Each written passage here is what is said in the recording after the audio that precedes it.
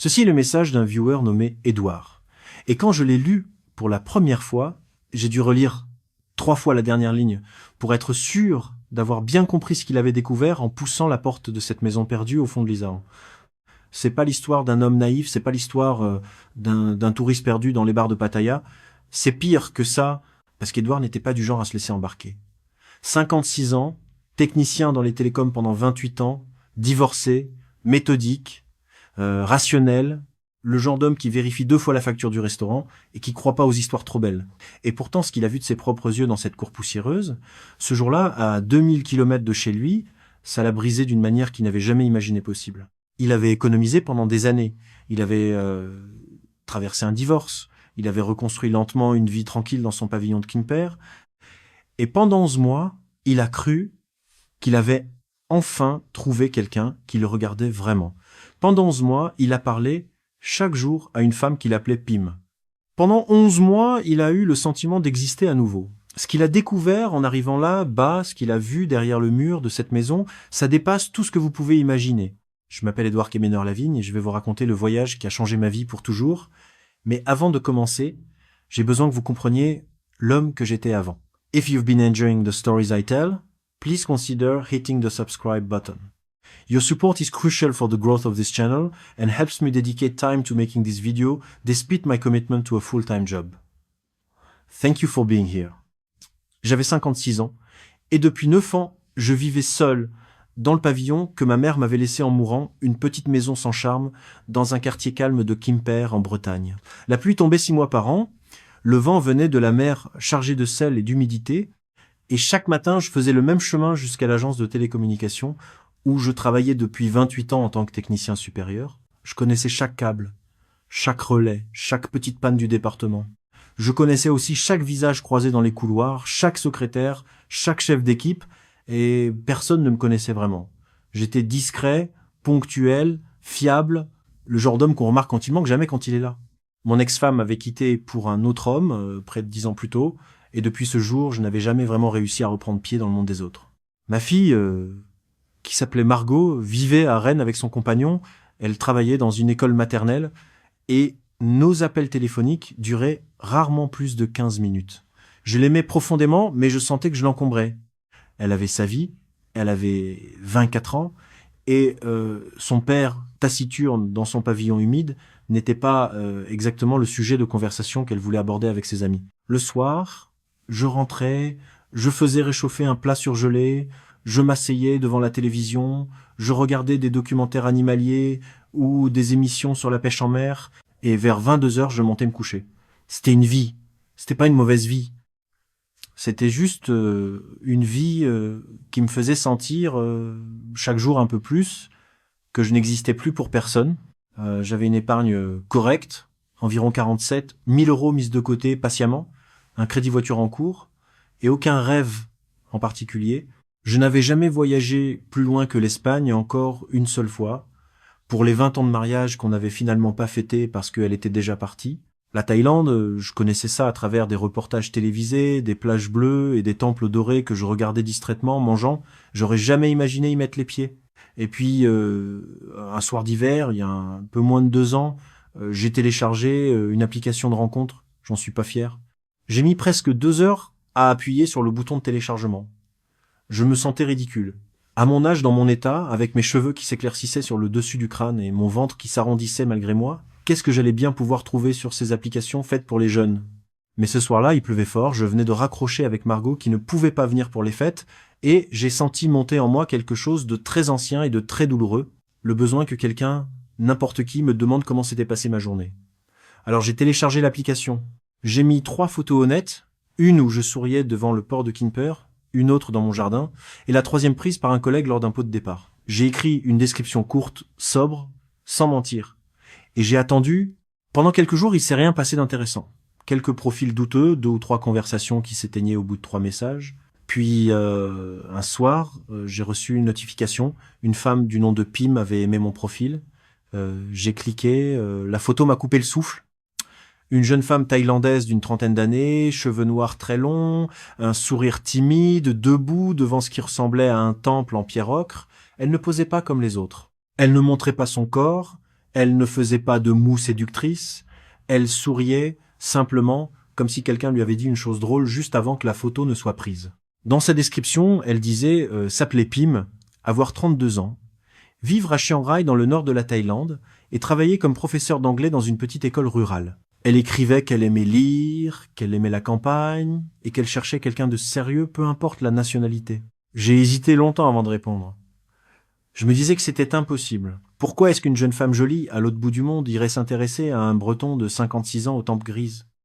Mais elle m'avait écrit un petit message en français, maladroit mais touchant, où elle disait avoir aimé mon sourire sur la photo du port. J'ai répondu poliment, sans trop y croire, en lui expliquant que mon français était sans doute meilleur que le sien et que c'était pas un compliment particulièrement profond. Elle a ri.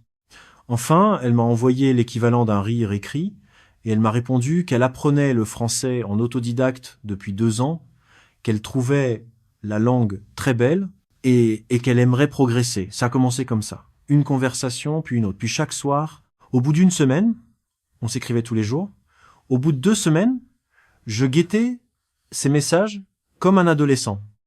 Elle se levait tôt, vers 5 heures du matin chez elle, et le décalage horaire faisait que ces premiers messages tombaient pile au moment où je rentrais de l'agence. Je trouvais ça merveilleux. C'était comme si, à l'autre bout du monde, quelqu'un pensait à moi au moment exact où je rentrais chez moi. Elle me racontait son école, ses élèves, les rizières autour du village, le marché du matin, la cuisine de sa mère. Elle me posait des questions sur la Bretagne, sur les marais, sur le cidre, sur les crêpes. Elle voulait tout savoir. Et moi, pour la première fois depuis des années, j'avais envie de parler. Pim avait grandi, disait-elle, dans une famille modeste d'agriculteurs de la province de Chiang Rai. Son père cultivait du riz et un peu de café d'altitude. Sa mère tenait une petite échoppe sur le bord de la route principale. Et elle avait un frère cadet du nom de Natapong qui s'était engagé dans l'armée pour aider la famille. Elle parlait de son frère avec beaucoup de tendresse. Elle disait qu'il était son protecteur depuis l'enfance, qu'il l'avait toujours défendu, et qu'aujourd'hui c'était elle qui essayait de le protéger à son tour, parce qu'il était stationné loin du nord. Elle m'a envoyé une photo de lui en uniforme, un jeune homme costaud au sourire timide, debout devant un drapeau. Tout paraissait cohérent, tout paraissait simple. Pendant ce premier mois, on n'a jamais parlé d'argent, pas une seule fois. Elle ne se plaignait jamais, elle ne mentionnait jamais de difficultés financières. Au contraire, elle me racontait comment elle économisait pour s'acheter une bicyclette plus solide afin de mieux se rendre à l'école, comment elle aidait sa mère le week-end au marché, comment elle préparait des cours du soir pour les enfants du village qui voulaient apprendre l'anglais. Elle disait que son rêve absolu était d'ouvrir un jour une petite école de langue dans la région parce que les enfants de la campagne, eux, n'avaient pas les mêmes chances que ceux de Bangkok. Elle parlait de tout ça avec une sorte de douceur calme qui me touchait au plus profond. C'était une femme qui voulait construire, qui pensait à autre chose qu'à elle-même. Je suis tombé amoureux sans m'en rendre compte. Ça s'est pas fait en un éclair. Ça s'est fait par petites couches, jour après jour, message après message. Une nuit, je me suis surpris à sourire tout seul en lisant un de ses textes. Une autre nuit, je me suis surpris à regretter d'aller dormir parce que je préférais continuer à lui parler. Une autre nuit encore, alors que je posais mon téléphone sur la table de chevet, je me suis dit à voix haute « Mais qu'est-ce qui m'arrive ?» Je le savais très bien, ce qui m'arrivait. À 56 ans, après 10 ans de solitude, je redevenais un homme. Le seul détail qui me chiffonnait, c'était qu'elle refusait toujours les appels vidéo. Au début, ça m'avait pas dérangé. On se contentait de messages, d'audio courts, parfois d'un appel téléphonique de quelques minutes, pendant lequel j'entendais sa voix douce et hésitante qui cherchait ses mots en français. Mais quand j'ai commencé à lui proposer de se voir en vidéo, elle a trouvé des excuses. Sa connexion était mauvaise dans le village, son téléphone était trop vieux, l'éclairage de la maison était insuffisant. Une fois, elle a accepté brièvement, et j'ai eu le temps de voir son visage pendant peu et de 15 secondes avant que l'image se fige. C'était bien elle, c'était bien la femme des photos, mais l'image était si rapide, si floue, que j'ai pas eu le temps d'enregistrer le moindre détail. Elle s'est excusée 1000 fois, elle m'a promis qu'on réessayerait, et puis la vie a continué. À l'époque, j'ai pas insisté. Aujourd'hui, je sais pourquoi. Le 3e mois, elle m'a parlé pour la première fois de son père. Elle pleurait, ou en tout cas, elle écrivait comme on pleure, avec des phrases courtes, hachées, des points de suspension partout. Son père s'était effondré au marché. Il avait été transporté à l'hôpital de Chiang Rai. Les médecins parlaient d'un problème cardiaque sérieux, peut être une artère bouchée. Ils voulaient faire des examens approfondis, mais les examens coûtaient cher et la famille n'avait pas l'argent. Elle me demandait rien. Elle me racontait, c'est tout. Elle me racontait sa détresse, sa peur de perdre son père qu'elle adorait, son sentiment d'impuissance. Et moi, je lisais ces messages dans mon salon de Quimper et je me sentais inutile. J'ai mis 3 jours avant de proposer d'aider. 3 jours pendant lesquels elle m'a jamais réclamé un seul centime. 3 jours pendant lesquels elle m'a même dit qu'elle ne voulait pas que notre relation soit polluée par l'argent. Ce sont ces 3 jours qui m'ont convaincu. Si elle avait demandé tout de suite, j'aurais douté. Mais elle n'a pas demandé. C'est moi qui ai proposé. Et c'est exactement comme ça que les choses étaient prévues. Je ne savais pas encore. J'ai envoyé 800 € via un service de transfert international que je n'avais jamais utilisé auparavant. Le bureau le plus proche se trouvait dans le centre-ville de Quimper. Et je me rappelle être resté un long moment dans la file d'attente à me demander si j'étais en train de faire la chose la plus stupide ou la plus belle de ma vie. La dame derrière le comptoir m'a regardé avec une curiosité polie. Elle a fait son travail sans poser de questions. J'ai signé le récépissé, j'ai gardé le numéro de transaction dans mon portefeuille et je suis sorti dans le vent froid de Quimper en me disant que pour une fois dans ma vie, je faisais quelque chose qui comptait. Pim a pleuré quand elle a reçu l'argent. Elle m'a envoyé un message vocal long de presque 2 minutes dans lequel elle pleurait vraiment, où elle me remerciait dans son français cassé, où elle disait que personne jamais n'avait fait ça pour elle, que je sauvais son père, que je sauvais sa famille. Elle m'a appelé son ange, elle m'a appelé son rocher. Elle m'a dit que cet argent allait permettre de payer les premiers examens et qu'elle me tiendrait au courant de chaque étape. Et elle l'a fait. Pendant les semaines qui ont suivi, elle m'a envoyé des photos de son père dans une chambre d'hôpital, branché à un appareil, le visage fatigué, sa mère à ses côtés, lui tenant la main. Elle m'a envoyé des copies de factures écrites en taille que je pouvais évidemment pas lire, mais que je rangeais soigneusement dans un dossier sur mon bureau. Tout paraissait vrai. Tout paraissait normal. Au 4e mois, l'opération a été annoncée. Le père de Pim avait besoin d'une intervention chirurgicale urgente sur le cœur.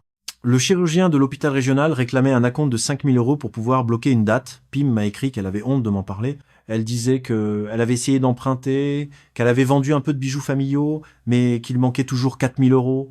Elle s'est excusée. Elle a dit qu'elle comprendrait si je refusais, qu'elle ne voulait pas que je me sente obligé, que notre histoire était plus importante que tout cela. Et c'est encore une fois cette retenue qui m'a convaincu. J'ai envoyé 4 000 €. Ça commençait à représenter une somme dont je ressentais le poids dans mon épargne. Mais je n'ai pas hésité longtemps. Le mois suivant, ce sont les médicaments post-opératoires qui ont coûté 3 200 €. Le mois d'après, les pluies de la mousson ont endommagé le toit de la maison familiale et il fallait absolument réparer avant la saison froide, sinon le père convalescent risquait une pneumonie. 1 500 € pour le toit. Puis le frère Natapung est tombé malade à son tour dans la caserne où il était stationné et il fallait payer une consultation privée parce que les soins militaires étaient lents. 600 €.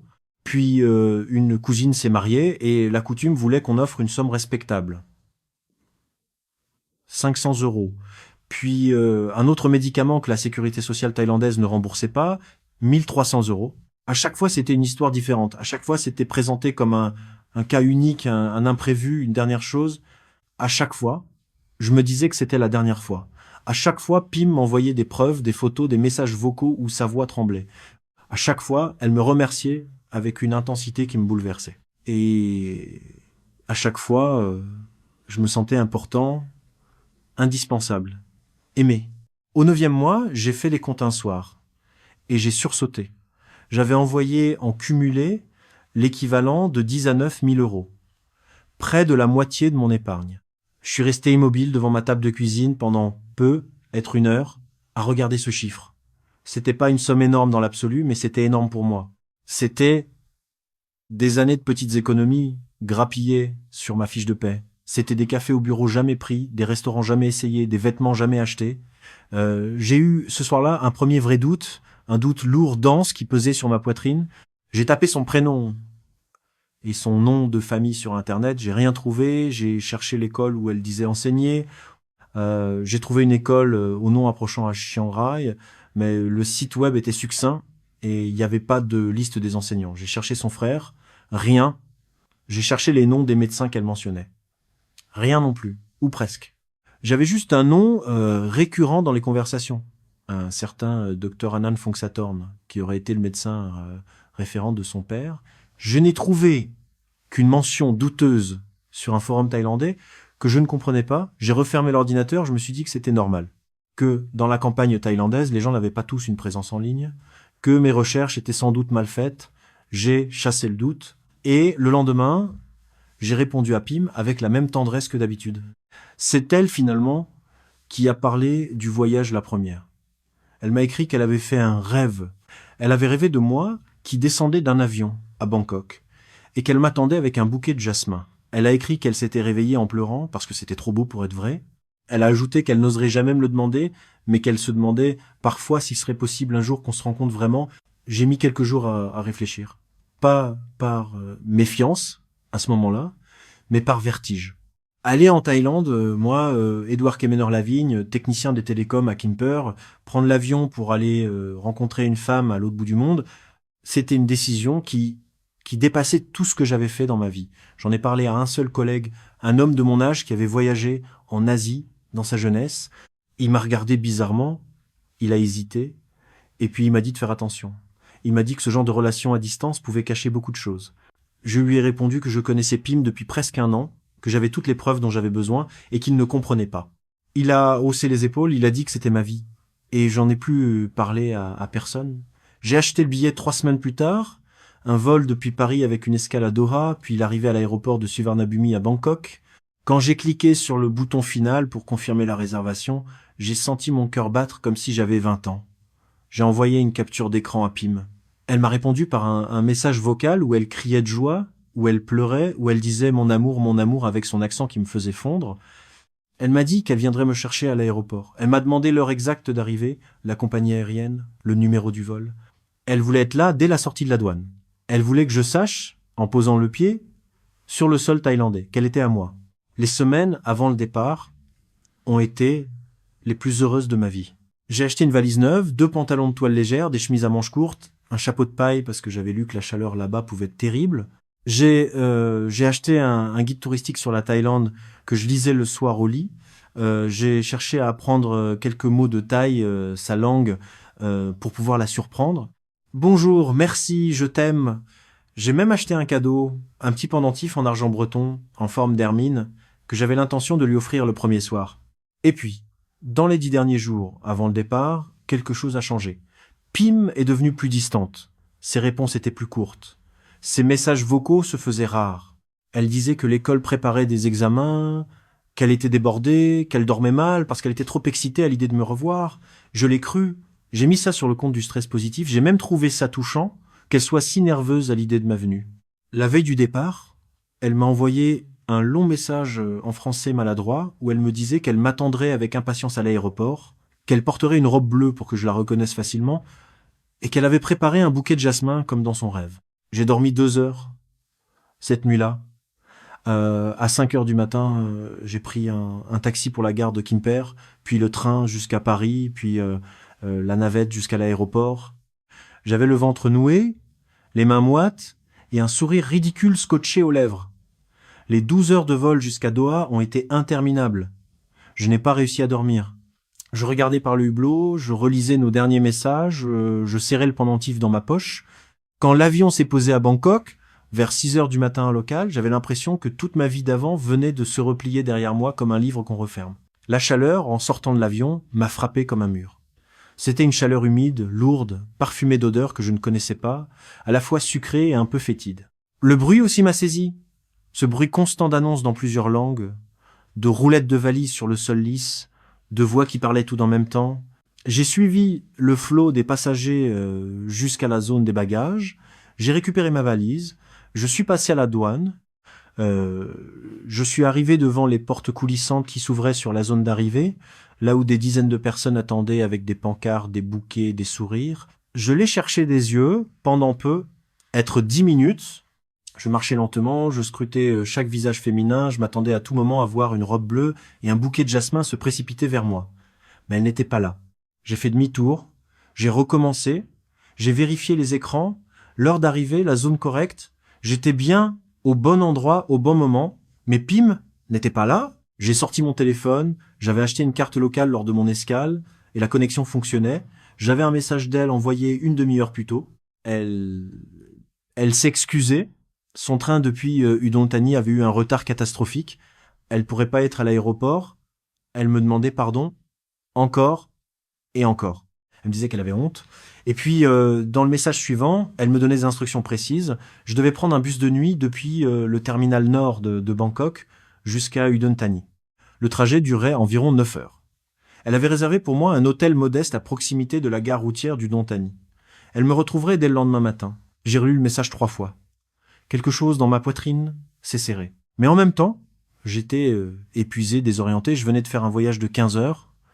Je ne comprenais rien à cette ville immense et bruyante autour de moi, et je n'avais aucune envie de me poser des questions. J'ai pensé que c'était bête de douter pour un retard de train. J'ai pensé que les choses arrivaient comme ça. En voyage, surtout dans un pays qu'on ne connaît pas. Alors je lui ai répondu que c'était pas grave, que j'allais faire ce qu'elle me disait, et que j'avais hâte de la voir le lendemain.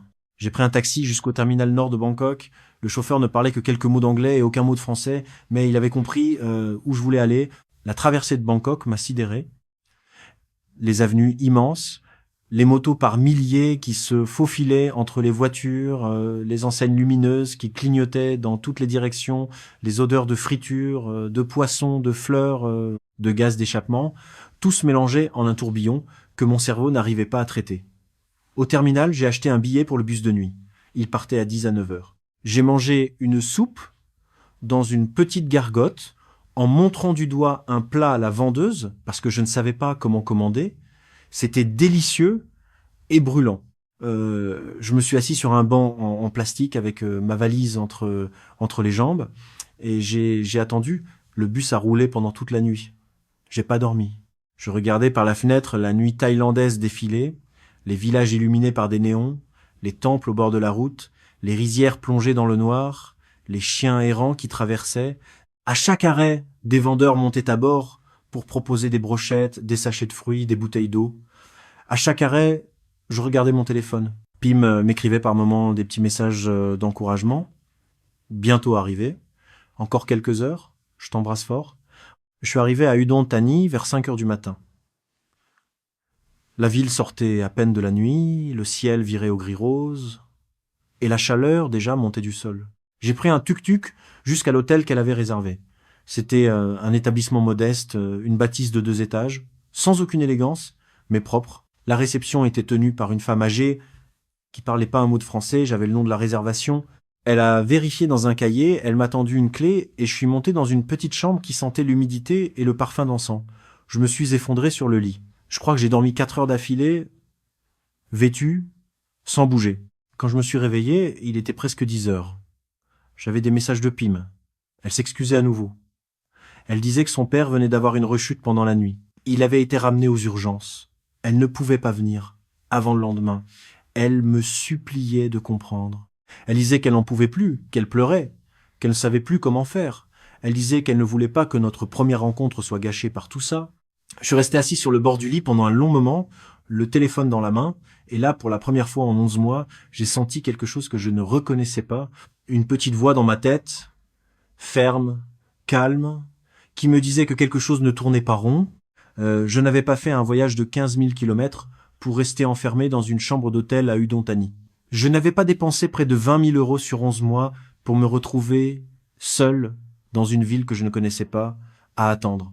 Je lui ai répondu poliment. Je lui ai dit que j'étais triste pour son père et que je comprenais. Je lui ai dit aussi très calmement que j'aimerais sortir un peu voir la ville et que je pourrais lui rendre visite au village pour rencontrer sa mère, son père convalescent, son frère. Sa réponse a mis presque 2 heures à arriver. Elle a écrit que c'était pas une bonne idée, que sa famille traversait une période trop difficile, que sa mère ne supporterait pas de recevoir un étranger dans ces conditions, que son père avait besoin de calme absolu. Elle me suppliait de patienter encore un jour ou deux, qu'elle viendrait à l'hôtel dès qu'elle le pourrait. C'est à ce moment-là que le doute s'est transformé en autre chose. Pas encore en certitude, mais en intuition forte. Quelque chose en moi refusait de continuer à attendre passivement. Je me suis levé, j'ai pris une douche, j'ai descendu mon petit déjeuner dans la salle commune de l'hôtel, et là, j'ai croisé un homme d'une 50aine d'années, en chemise courte, qui buvait un café en lisant son téléphone. Il portait un badge attaché à sa ceinture. C'était un chauffeur de taxi indépendant qui attendait probablement un client. Il a levé les yeux vers moi, il m'a souri et il m'a dit bonjour dans un français approximatif mais compréhensible. Il s'appelait Somkai. Il avait travaillé pendant 12 ans dans un restaurant français de Bangkok, et il avait appris ma langue à force de servir des clients européens. Il était originaire du Dontani, et il était rentré au pays après le décès de sa femme pour s'occuper de ses parents âgés. Il conduisait son taxi 6 jours sur 7, principalement pour les touristes occidentaux de passage. On a discuté pendant peu, être une demi-heure, et je sais pas pourquoi, mais à un moment je lui ai tout raconté. Pim, les 11 mois, les transferts d'argent, le voyage, l'absence à l'aéroport, le retard du train, la rechute du père, les excuses qui s'accumulaient. Il m'a écouté en silence. Quand j'ai fini, il a posé sa tasse, il a regardé un point au loin et il a hoché lentement la tête. Il m'a dit qu'il avait déjà vu ce genre d'histoire. Plus d'une fois. Il m'a dit qu'il voulait pas se prononcer, mais qu'il connaissait des hommes français, allemands, australiens, qui étaient venus dans la région pour des raisons similaires et qui étaient repartis brisés. Il m'a proposé son aide. Il m'a dit que si je voulais aller dans le village de Pim, il m'y emmènerait. Que si je voulais vérifier que l'école existait, il m'y conduirait aussi. Il m'a dit qu'il ne me ferait pas payer le tarif touristique, il voulait juste m'aider à voir clair. J'ai accepté. Je n'avais plus rien à perdre. On est parti dans son taxi en début d'après-midi. Le village où Pim disait vivre, selon les informations qu'elle m'avait données au fil des mois, se trouvait à environ 40 kilomètres du Dontani, en pleine campagne. Somchai conduisait calmement, sans précipitation. La route traversait des rizières immenses, des hameaux modestes, des temples isolés. Le soleil était brûlant. La climatisation du taxi peinait à tenir. Pendant le trajet, Somchai me posait des questions. Et il regardait les photos que Pim m'avait envoyées sur mon téléphone. À un moment, il s'est arrêté sur une photo. C'était une photo où Pim souriait devant un mur et derrière elle, au loin, on apercevait la silhouette d'un temple avec une toiture en plusieurs étages très particulière. Somchai a regardé longtemps. Il a dit qu'il connaissait ce temple, que ce n'était pas dans le village où Pim disait vivre, c'était dans un autre village plus au sud, à une vingtaine de kilomètres. On a d'abord vérifié l'école, Somchai m'a conduit au village que Pim m'avait mentionné, on a demandé à plusieurs habitants, personne ne connaissait d'école rurale du nom qu'elle m'avait donné. Il y avait bien une école communale, mais elle était petite, ancienne, et le directeur, qu'on a fini par rencontrer grâce à Somchai, qui faisait l'interprète, n'avait jamais entendu parler d'une enseignante du nom de Pim. Il a regardé sa photo. Il a secoué la tête. Il a dit qu'il connaissait personnellement chaque enseignant du district et que cette femme n'en faisait pas partie. Je suis remonté dans le taxi en silence. Somchai n'a rien dit non plus. Il a juste démarré le moteur et il a pris la direction du temple qu'il avait reconnu sur la photo. Le trajet jusqu'au village du temple a duré 1 heure. J'avais l'impression que chaque kilomètre m'éloignait un peu plus de la vie que j'avais cru construire en 11 mois. Je ne disais rien. Je regardais défiler les rizières et les buffles d'eau dans les flaques. Je serrais le téléphone dans ma main droite. À un moment, j'ai relu nos derniers messages. Je cherchais des indices que j'aurais pu manquer. Je relisais ces « je t'aime »,« c'est mon amour », ces promesses. C'était comme relire un livre qu'on avait aimé en sachant maintenant qu'il avait été écrit par quelqu'un qui se moquait de soi. On est arrivé au village vers 6 heures. C'était un village ordinaire, sans rien de particulier, des maisons modestes, des chiens couchés à l'ombre, des poules qui picoraient au bord de la route. Somchai s'est arrêté devant une petite échoppe et il a parlé à une femme âgée qui vendait des fruits. Il lui a montré la photo. Elle a regardé. Elle a hésité. Et puis elle a hoché la tête et elle a désigné une direction. Somchai s'est tourné vers moi. Il m'a dit qu'elle reconnaissait la femme sur la photo, qu'elle vivait dans une maison à environ 500 mètres, sur la gauche, après le tournant. J'ai mis du temps à descendre du taxi quand on est arrivé devant la maison. C'était une maison de plein pied, blanche sans étage, avec un petit muret bas qui délimitait une cour en terre battue. Il y avait 2 scooters garés devant la porte, une corde à linge tendue sur le côté, où séchaient des vêtements féminins, plusieurs tailles différentes, comme si plusieurs femmes vivaient là. Et dans la cour, 2 enfants en bas âge jouaient avec un seau en plastique et un peu d'eau, un garçon d'environ 3 ans, et une fillette d'à peine 2 ans qui tenait à peine debout.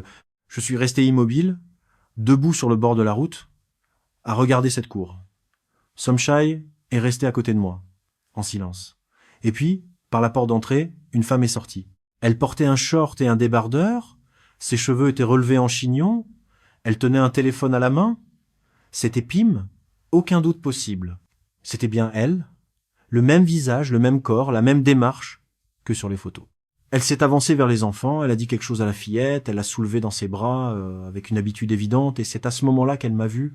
Elle s'est figée, la fillette dans ses bras, le téléphone dans l'autre main. Elle est restée comme ça, sans bouger, pendant peu, être 5 secondes qui m'ont semblé durer une vie entière. Et derrière elle, un homme est sorti de la maison à son tour. Un Thaïlandais d'une trentaine d'années, en débardeur, qui s'est approché d'elle sans hâte, qui a posé une main sur son épaule et qui m'a regardé droit dans les yeux. Sans agressivité, sans surprise non plus. Juste un regard plat, fatigué, presque indifférent. Puis m'a posé la fillette par terre. Elle a fait quelques pas vers le muret.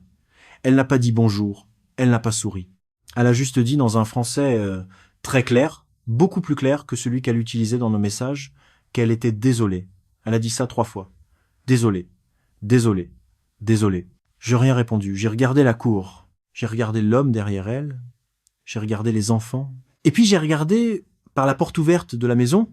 Et c'est là que j'ai vu, à l'intérieur, dans le salon, 3 autres jeunes femmes assises chacune devant un ordinateur portable, casque sur les oreilles. Sur la table à côté, alignés en rangée, il y avait au moins une vingtaine de téléphones, chacun avec son chargeur. Sur le mur, un calendrier annoté de chiffres et de prénoms occidentaux. Je suis resté longtemps à regarder ce tableau. Personne ne bougeait, personne ne parlait. Les 3 femmes ont levé les yeux vers moi, l'une après l'autre, et elles ont compris. Elles ont compris que je voyais.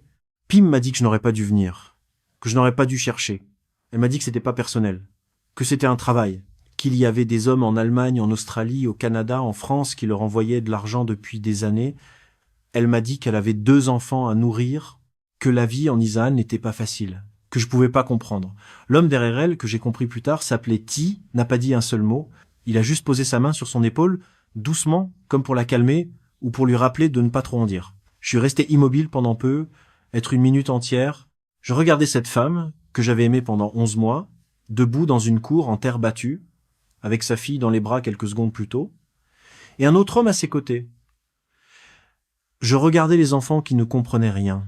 Je regardais l'ombre des autres femmes dans la maison, derrière leurs écrans, qui étaient en train à cette seconde même d'écrire mon amour à d'autres hommes comme moi. Je n'ai pas pleuré, je n'ai pas crié, je n'ai pas demandé d'explication. À quoi bon? J'avais tout sous les yeux. La vérité était là, devant moi, à 10 mètres, parfaitement claire, parfaitement obscène dans sa banalité. J'ai tourné le dos. J'ai fait quelques pas vers le taxi. Somchai attendait, les mains dans les poches. Il a ouvert la portière sans rien dire. Je me suis assis. J'ai regardé droit devant moi, à travers le pare-brise. Pim est restée debout derrière le muret, sans bouger. Elle me regardait partir. Ti a fini par lui dire quelque chose. Et elle s'est retournée pour rentrer dans la maison. Les enfants continuaient de jouer avec leurs seaux. Le soleil tapait sur le toit en tôle. Quelque part au loin, un chien aboyait. Somchai a démarré. On a roulé en silence pendant les premiers kilomètres. Il ne me posait pas de questions. Il ne disait rien. Il savait. Au bout d'un long moment, il m'a juste demandé si je voulais aller au commissariat. J'ai mis longtemps à répondre. J'ai dit oui. Pas parce que je croyais que ça servirait à quelque chose, mais parce que je voulais que ce soit consigné quelque part. Je voulais que la police thaïlandaise sache. Je voulais qu'il y ait une trace. Le commissariat de district était un bâtiment fatigué, peint en jaune passé, avec un ventilateur de plafond qui tournait mollement. Somchai m'a accompagné à l'intérieur et il a traduit pour moi. L'officier, un homme corpulent, au regard las, a écouté l'histoire en hochant la tête comme s'il l'entendait pour la 100e fois. Il a noté quelques informations dans un cahier. Il a demandé des copies des messages, des justificatifs, des transferts d'argent. Il a dit qu'il allait transmettre. Il a dit que ces réseaux changeaient d'adresse souvent, que les comptes bancaires étaient au nom de prête-noms, que les chances de récupérer l'argent étaient quasi nulles.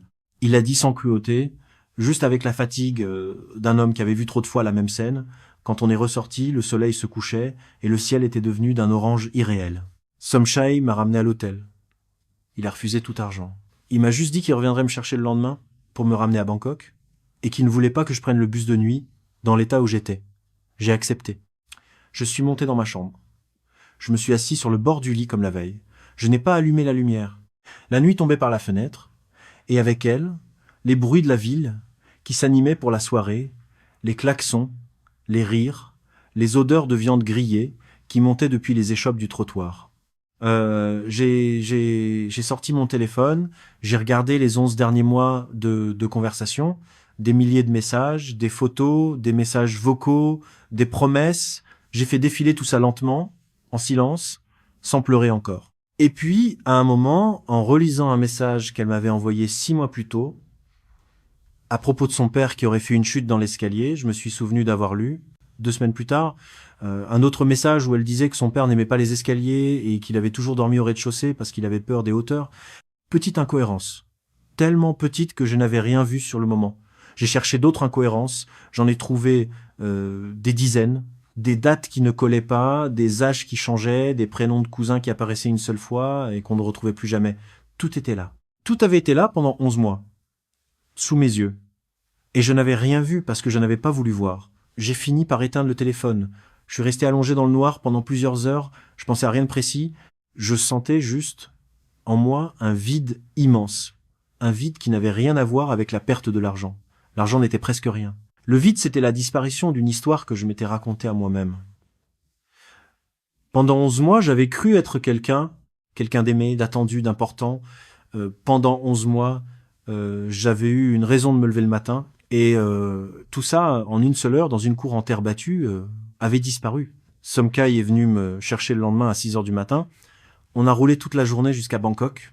Et il m'a presque pas parlé, sinon pour me proposer une bouteille d'eau ou pour me demander si je voulais m'arrêter. Au moment de me déposer à l'aéroport, il m'a juste serré la main longuement et il m'a dit quelque chose que je n'ai jamais oublié. Il m'a dit qu'il avait connu beaucoup d'hommes comme moi et que tous, sans exception, étaient des hommes bien, des hommes seuls, des hommes qui avaient seulement voulu être aimés. Il m'a dit qu'il fallait pas que j'aie honte, mais qu'il fallait que je parle à quelqu'un au moins une fois pour pas porter ça tout seul. Le vol du retour a été un brouillard, j'ai changé mon billet pour partir plus tôt, j'ai payé la pénalité sans hésiter, je voulais juste rentrer. Je voulais retrouver mon pavillon humide de Quimper, ma télévision, mes plats surgelés, ma vie d'avant. Je voulais oublier que j'avais cru un seul instant à autre chose. Quand l'avion a atterri à Paris, il pleuvait. Une pluie fine, grise française qui n'avait rien à voir avec les averses tropicales que j'avais traversées 10 jours plus tôt. J'ai pris le train pour Quimper. Personne ne m'attendait à la gare. Personne ne savait que j'étais parti, sauf le collègue à qui j'avais mentionné le voyage. Je suis rentré chez moi à la nuit tombée. J'ai posé ma valise dans l'entrée. Je suis allé directement m'asseoir sur le canapé, dans le noir, sans même retirer mon manteau, et je suis resté comme ça pendant des heures. Pendant les semaines qui ont suivi, je n'ai parlé à personne de ce qui s'était passé. J'ai repris le travail. Mes collègues m'ont demandé si j'avais fait un beau voyage. J'ai dit oui. Vague, j'ai dit que j'avais vu des temples. J'ai changé de sujet. Le soir, je rentrais, je faisais réchauffer un plat surgelé, je m'asseyais devant la télévision, comme avant. Sauf que ce n'était plus la même chose. Avant, je vivais sans le savoir dans un certain silence. Après, je vivais dans le silence d'avoir cru brièvement à autre chose. J'ai mis presque 6 mois avant de parler à quelqu'un, et c'est un médecin que j'ai fini par tout dire. Un médecin généraliste à qui j'allais pour un problème de tension, et qui m'a posé une question banale sur mon moral. Je me suis effondré dans son cabinet, à ma propre surprise. J'ai pleuré comme je n'avais pas pleuré depuis la mort de ma mère. Il m'a écouté pendant presque 1 heure, sans m'interrompre. À la fin, il m'a orienté vers une psychologue spécialisée dans les traumatismes affectifs. C'est cette psychologue qui m'a fait comprendre ce qui s'était passé. Elle m'a expliqué que ce que j'avais vécu n'était pas un accident, que ces réseaux étaient organisés comme des entreprises, qu'ils ciblaient spécifiquement les hommes seuls, divorcés ou veufs, d'âge moyen, financièrement stables, mais affectivement isolés, qu'ils utilisaient des techniques précises, étudiées, calibrées sur des mois, le retard à donner avant la première demande d'argent, l'utilisation de la famille comme prétexte plutôt que des besoins personnels, la construction d'une cohérence narrative sur des mois pour endormir la méfiance. Les preuves matérielles, photos, factures, qui n'étaient là que pour renforcer l'illusion. Elle m'a expliqué que j'étais pas un homme bête, que j'avais été ciblé, étudié, manipulé par des professionnels, que les sommes que j'avais perdues étaient même relativement modestes par rapport à d'autres victimes qu'elle suivait. Ça m'a fait du bien, d'une manière étrange. Pas parce que ça réparait quoi que ce soit, mais parce que ça m'aidait à comprendre que je n'étais pas seul et que je n'étais pas le seul imbécile sur Terre à avoir cru. Elle m'a parlé d'hommes qui avaient perdu 100 000 euros, 200 000 euros, leur maison entière. Elle m'a parlé d'un retraité qui s'était endetté auprès de plusieurs banques pour continuer à envoyer de l'argent à une femme qui n'existait pas. Comparé à ça, mes 10 à 9 000 euros perdus n'étaient presque rien. Et pourtant, c'était énorme, parce que c'était à moi. Ma fille a fini par apprendre l'histoire, mais pas par moi. C'est une cousine éloignée à qui je m'étais confié un dimanche lors d'un déjeuner de famille qui en a parlé. Margot m'a appelé un soir, en pleurs. Elle ne savait pas comment me parler, elle ne savait pas si elle devait être en colère ou triste. On a fini par en discuter longuement sur plusieurs appels. Elle m'a dit qu'elle aurait voulu que je lui en parle, que j'étais son père, et qu'elle pouvait entendre ce genre de choses. Que ce qui lui faisait mal, ce n'était pas l'argent, ni même l'arnaque, mais l'idée que j'ai pu être aussi seul aussi longtemps sans qu'elle s'en rende compte. Depuis, on s'appelle plus souvent, une fois par semaine, parfois deux. Elle est venue passer un week-end à Quimper avec son compagnon, ce qu'elle n'avait pas fait depuis presque 3 ans. On a marché ensemble sur le port, on n'a pas parlé de la Thaïlande, on a juste marché, et c'était déjà beaucoup. Aujourd'hui, presque 2 ans après le voyage, je n'ai pas refait de rencontre en ligne. Je n'ai pas non plus cherché à rencontrer qui que ce soit dans la vraie vie. Je ne suis pas encore prêt. Être que je ne le serai jamais complètement. Quelque chose en moi a été abîmé d'une manière qui ne se répare pas tout à fait. Je peux à nouveau dormir la nuit, je peux à nouveau rire avec mes collègues, je peux à nouveau marcher sur le port en regardant les bateaux rentrer au crépuscule. Mais je sais qu'il y a une partie de moi qui restera toujours dans cette cour en terre battue d'un village d'Isaan, à regarder une femme que j'avais aimée poser sa fille par terre et faire quelques pas vers moi sans rien savoir dire d'autre que désolé. Si je raconte tout ça aujourd'hui, c'est pas pour me plaindre, c'est pas non plus pour faire culpabiliser qui que ce soit. C'est parce que il y a quelque part en France, en Belgique, en Suisse, au Québec, des hommes seuls qui sont en train, à cette minute même, de vivre exactement ce que j'ai vécu. Des hommes qui rentrent du travail, qui ouvrent leur téléphone, qui sourient en voyant un message d'une femme qu'ils n'ont jamais rencontrée, des hommes qui se sentent revivre, des hommes qui sont en train de tomber dans le même engrenage, sans le savoir. Si l'un d'entre vous regarde cette vidéo, si l'un d'entre vous reconnaît quelque chose dans mon histoire, je vous demande une seule chose. Arrêtez. Parlez à quelqu'un. À un proche, à un médecin, à un ami. Ne portez pas ça tout seul. Ne croyez pas qu'il est trop tard. Ne croyez pas que vous êtes le seul à qui ça arrive. Vous n'êtes pas seul. Et si vous connaissez quelqu'un, un père, un oncle, un collègue, qui s'est mis à parler d'une nouvelle relation à distance, qui s'est mis à envoyer de l'argent à quelqu'un qu'il n'a jamais vu, ne le jugez pas. Ne riez pas. Ne haussez pas les épaules. Posez-lui simplement la question. Une seule. Est-ce que tu l'as vraiment vu en vrai? Est-ce que tu sais vraiment qui c'est? Cette question, si quelqu'un me l'avait posée à temps, aurait être tout changé. Être pas. Mais être. Je m'appelle Édouard Kamener-Lavigne, j'ai 56 ans, je vis à Quimper. Et il y a un peu moins de 2 ans, j'ai suivi une femme que je croyais aimer jusqu'à l'autre bout du monde. Ce que j'y ai trouvé n'était pas ce que j'attendais. Mais d'une manière étrange, c'est être ce dont j'avais besoin. Parce qu'avant ce voyage, je n'existais que pour moi-même, dans un silence dont je ne savais même plus qu'il était un silence. Depuis ce voyage, j'existe à nouveau pour les autres. Pour ma fille, pour quelques collègues à qui j'ai fini par parler, pour cette psychologue qui m'a remis debout, et être, je l'espère, pour quelques-uns d'entre vous qui auraient écouté cette histoire jusqu'au bout. Si elle peut sauver ne serait-ce qu'un seul homme de l'engrenage dans lequel je suis tombé, alors les 10 à 9 000 euros perdus en Isaan n'auront pas été perdus pour rien. Merci de m'avoir écouté, prenez soin de vous. Et si ces histoires vous touchent, si elles font écho à quelque chose en vous ou à quelqu'un que vous aimez, n'hésitez pas à vous abonner à cette chaîne. Chaque témoignage que je raconte ici, je le raconte avec le respect dû à ceux qui me l'ont confié, et avec le seul espoir que ça serve à quelqu'un, quelque part, à temps. À très bientôt.